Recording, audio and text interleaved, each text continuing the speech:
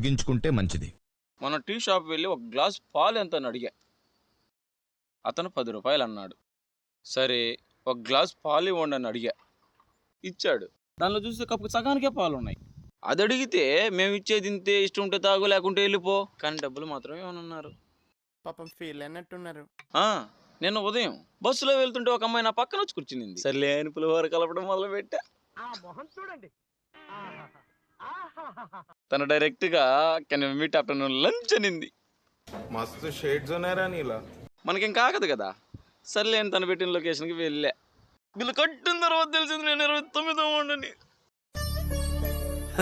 సరే తరలే, ఎన్నెన్నో అనుకుంటాం, అన్ని జరుగుతాయా ఏమిటి? ఆ అమ్మాయి ఎవరో ఏమిటో వెనకబడ్డాను.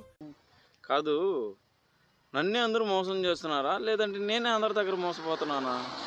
వాళ్ళు ఎవరిని మోసం చేయర్రా, మోసపోయే వాళ్ళకి ఒక అవకాశం ఇస్తారు అంతే. అది కూడా కరెక్ట్ కదా సార్, అది కూడా కరెక్ట్.